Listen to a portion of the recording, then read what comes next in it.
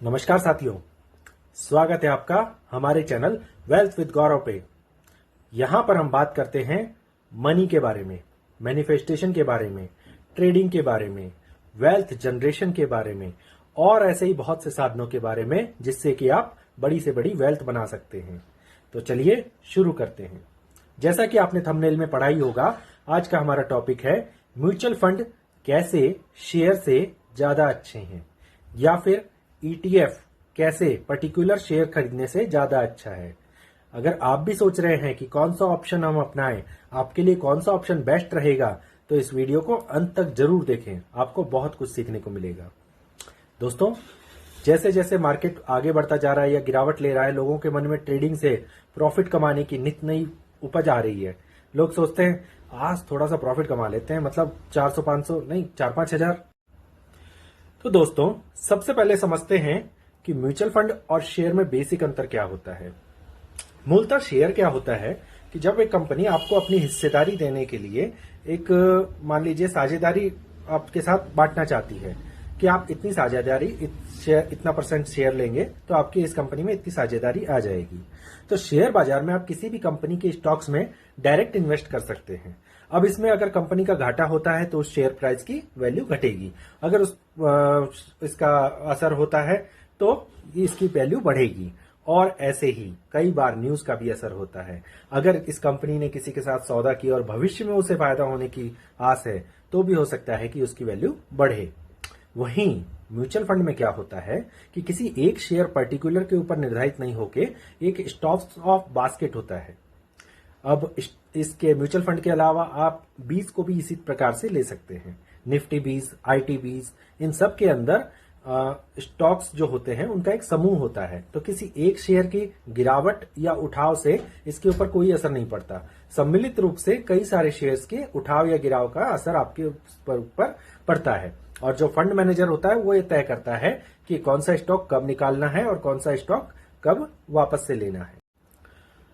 तो दोस्तों, अब आपने जाना कि म्यूचुअल फंड या बीज के अंतर्गत आप एक ऐसे फंड में निवेश करते हैं जो कई कंपनियों के शेयरों या बॉन्ड्स में डाइवर्सिफाइड इन्वेस्टमेंट करता है। ये फंड प्रोफेशनल द्वारा मैनेज किया जाता है, तो उन्हें पता होता है कि कब इसमें एंट्री लेनी है, कब एग्जिट करना है, कौन सा फंड सही रहेगा और कौन सा फंड गलत रहेगा। ये जरूरत के हिसाब से या फिर फंड मैनेजर की पसंद नापसंद या उसकी जो एजुकेशन है उसके हिसाब से भी चयन किए जा सकते हैं। तो अब हम बात करते हैं कि म्यूचुअल फंड शेयर से कैसे बेहतर साबित हो सकते हैं। दोस्तों, इसमें सबसे बड़ा पॉइंट आता है डाइवर्सिफिकेशन का। शेयर मार्केट में इन्वेस्ट करने से पर आपको एक ही कंपनी में स्टॉक में पैसा लगता है। वो फंड शेयर जो है वो आपको चुनना होता है। वो कब सही प्राइस पे मिलेगा ये आपको पता होना चाहिए। अगर आपने बढ़े हुए प्राइस पे ले लिया और वहां से अगर वो करेक्शन में चला गया तो आप ये देखकर चिंता करेंगे कि मेरा प्राइस तो अभी आएगा, फिर उसके बाद प्रॉफिट आना शुरू होगा। तो इसके चक्कर में आपको कई साल तक बैठे भी रहना पड़ सकता है। वहीं जो म्यूचुअल फंड या बीज वगैरह हैं उसके अंदर एक फंड एडवाइजर होता है। वो चयन करता है कि किस शेयर को किस भाव के ऊपर लेना उचित रहेगा। तो वो पसंद करता है, वो बताता है। उसके पास ये एजुकेशन होती है, उसके पास ये सॉफ्टवेयर होते हैं, उसके पास वो पीपल होते हैं जो उसको सही समय पर सही जानकारी देते हैं। तो सीधे अगर शेयर्स में निवेश किया जाता है तो उस कंपनी के खिलाफ कोई न्यूज आने पे या फिर उस कंपनी का परफॉर्मेंस खराब होने पे आपको भारी नुकसान उठाना पड़ सकता है। वहीं पे म्यूचुअल फंड या बीज के अंतर्गत क्या होता है, आपके पैसे को कई कंपनियों में फैलाया जाता है। थोड़े पैसे इस तरफ लगा दिए, थोड़े पैसे उस तरफ लगा दिए। यानी अगर एक दो कंपनियां अच्छा परफॉर्म नहीं करती हैं तो भी बाकी कंपनियों के ऊपर परफॉर्मेंस आपके निवेश को सुरक्षित रखने में मदद करता है। तो इसलिए डाइवर्सिफिकेशन के मामले में बीज या म्यूचुअल फंड ज्यादा भरोसेमंद साबित होते हैं बजाय कि स्टॉक इन्वेस्टिंग के। दूसरा होता है प्रोफेशनल मैनेजमेंट। शेयर मार्केट में डायरेक्ट इन्वेस्ट करने के लिए आपको कंपनी के बारे में पूरी जानकारी होनी चाहिए। आपके पास सही समय पर सही इंफॉर्मेशन आनी चाहिए। आप सही मायने में उन लोगों से बात कर सकें, उन लोगों से पता कर सकें कि अब आपकी स्ट्रेटेजी क्या होगी। अगर आप कुछ करोड़, कुछ लाख अगर निवेश करते हैं तो आप में ये कभी हौसला नहीं आ पाएगा कि आप कंपनी में फोन लगा करके पूछ सके कि आपकी अगली स्ट्रेटजी क्या होगी। मगर एक म्यूचुअल फंड मैनेजर या इन्वेस्टर जो होता है उसके पास ये ताकत होती है, क्योंकि वो कई 100 करोड़ों का फंड मैनेज करता है। तो उसे जब जानकारी लेनी होती है तो वो फला फला कंपनी के शेयर में अगर निवेश करना चाहता है तो उस कंपनी के फंड उसको फोन लगाएगा मैनेजर को और पूछेगा कि आपकी अगली स्ट्रेटजी क्या है जिससे कि आपका शेयर प्राइस ऊपर जाएगा, तो क्यों मैं आपके फंड में इसमें निवेश करूं। दोस्तों, अब हम बात करते हैं रिस्क और रिवॉर्ड रेशो की।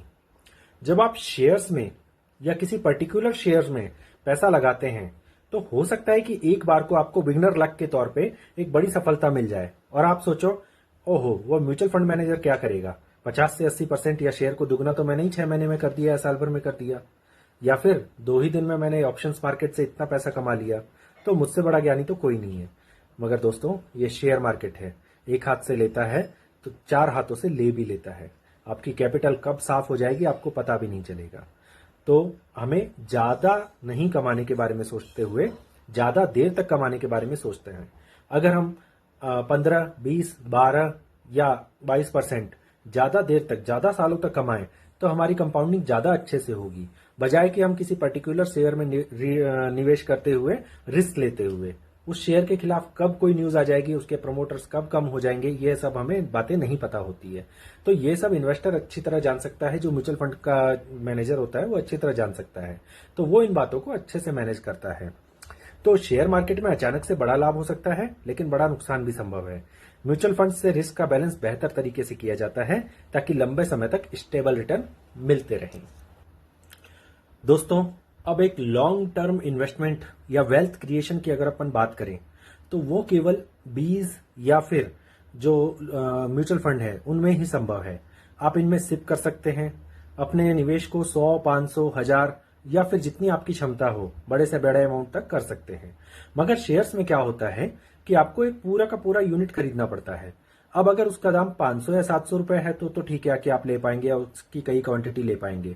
मगर एमआरएफ जैसा शेयर जो हमेशा ही अब लाख रुपए के ऊपर ट्रेड कर रहा है, तो वो लेने में आपको दिक्कत आएगी। या फिर पेज इंडस्ट्रीज या फिर ऐसे ही दूसरे बड़े शेयर जो 15-20 हजार रुपए के एक आते हैं, तो उसमें 1000 रुपए इन्वेस्ट करने वाला आदमी तो कभी भी उस अपना पार्ट नहीं ले पाएगा, क्योंकि अभी इंडिया में ये कॉन्सेप्ट लागू नहीं हुआ है कि आप पार्शली शेयर को परचेज कर सकते हो। तो इसमें तो आपको सिप करने में, म्यूचुअल फंड में या फिर बीज वगैरह में लेने में ज्यादा फायदा है, क्योंकि उसमें आपका 100 रुपए या 500 रुपए भी अलग अलग कंपनियों में बहुत अच्छे से बढ़ जाएगा और एक लॉन्ग टर्म इन्वेस्टमेंट आपका स्टार्ट हो जाएगा। लॉन्ग टर्म के अंदर अगर आप 15-20% हर साल कमाते हैं तो आपकी वेल्थ जनरेट होते हुए ही दिखती है। ये तो आपने अब तक के उदाहरणों में समझा ही है। साथियों, इसके अलावा टैक्स बेनिफिट भी एक बहुत बड़ा जो होता है कारण, वो म्यूचुअल फंड में निवेश करने का कारण बनता है। इसमें ELSS, equity linked saving scheme जैसे विकल्प होते हैं। इसमें कुछ समय के लिए पैसा आपका लॉक्ड रहता है, मगर जब आप 1.5 लाख रुपए तक इसमें निवेश करते हैं तो वो टैक्स फ्री एटीसी के अंतर्गत आता है। ये टैक्स बचाने में आपको बहुत मदद करता है, मगर इस प्रकार का बेनिफिट आपको शेयरों में निवेश करने पर नहीं मिलता है। शेयरों में सीधे निवेश करने पर कोई टैक्स बेनिफिट आपको नहीं मिलता है। तो ये आपको ध्यान रखना चाहिए जब भी आप डायरेक्ट शेयर में निवेश करते हैं। तो दोस्तों, ये सब आप पॉइंट्स आप सुन करके प्रभावित हुए होंगे। आपको लगा होगा कि हम जो चर्चा कर रहे हैं वो कुछ हद तक ठीक है। आपको किस तरफ जाना चाहिए आप डिसाइड कर रहे होंगे। अपनी अपनी प्रकृति है। अगर आप रिस्क ले सकते हैं तो आप शेयर्स में जा सकते हैं। अगर आपको लॉन्ग टर्म में वेल्थ बनानी है, पैसे आप अपना काम कर रहे हैं और साथ में अपने आप ये वेल्थ जनरेशन का काम होता रहे, तो आप म्यूचुअल फंड या बीज को चुन सकते हैं। कैसे चुन सकते हैं वो हम आगे के एपिसोड में आपको बताएंगे। आप कमेंट में मोर या लाइक लिख करके अच्छा लगे हमें, इसके लिए लिखते रहिए। तो अब हम हमारे सामने सवाल आता है कि आपके लिए कौन सा ऑप्शन सही है, इस पे बात करेंगे। सवाल है कि आपके लिए बेहतर क्या है, म्यूचुअल फंड, बीज या फिर शेयर्स में डायरेक्ट इन्वेस्टिंग। अगर आपको मार्केट का गहराई से ज्ञान है और आप रिस्क लेने के लिए तैयार हैं तो शेयर मार्केट आपके लिए अच्छा हो सकता है। आपको पता है कि एंट्री कब लेनी है, एग्जिट कब करना है। आप दिन भर उसके सामने, स्क्रीन के सामने आके गड़ाए रख सकते हैं। आप देख सकते हैं कि स्टॉप लॉस लेने को तैयार हैं। प्रॉफिट रेशो अगर आपके समझ में आता है और न्यूज का क्या असर शेयर्स पे पड़ता है ये भी आपके समझ में आता है, तो फिर शेयर ट्रेडिंग या फिर शेयर्स में इन्वेस्टिंग आपके लिए है। मगर अगर आप पैसिव तरीके से अपना काम करते हुए और सिप के माध्यम से या फिर लमसम इन्वेस्टमेंट के माध्यम से एक वेल्थ जनरेट करना चाहते हैं, वेल्थ क्रिएशन करना चाहते हैं, फाइनेंशियली फ्री होना चाहते हैं, तो फिर आपके लिए म्यूचुअल फंड या फिर बीज में इन्वेस्टिंग सही है। अगर आप सेफ्टी, प्रोफेशनल मैनेजमेंट और लॉन्ग टर्म वेल्थ के गुण आपको सारे म्यूचुअल फंड में ही मिलेंगे या फिर बीज के अंतर्गत ही मिलेंगे, क्योंकि एक आदमी वहां पे मैनेज करने के लिए ऑलरेडी होता है। वो कुछ मात्र 0.02 या 1% से भी कम परसेंटेज लेकर के आपके फंड को मैनेज करता है। तो दोस्तों, आज हमने जाना कि कैसे म्यूचुअल फंड या बीज आपके लिए शेयर से बेहतर हो सकते हैं। और अगर आपको ये वीडियो पसंद आया है तो इसे लाइक करें, दोस्तों के साथ व्हाट्सएप यूनिवर्सिटी पे शेयर करें, हमारे चैनल को सब्सक्राइब करना नहीं भूलें और कमेंट में अपने अपने शहर का नाम लिख करके हमें बताएं कि आप कहां से ये वीडियो देख रहे हैं। इससे आपके और हमारे बीच में एक रिलेशन स्थापित होगा और हमें भी अच्छा लगेगा कि हमारा वीडियो कहां कहां तक पहुंच बना रहा है। बेल आइकन दबाएं ताकि हमारे सभी लेटेस्ट वीडियो आपके पास सबसे पहले पहुंच सके। धन्यवाद दोस्तों, मिलते हैं अगले वीडियो में। Thank you.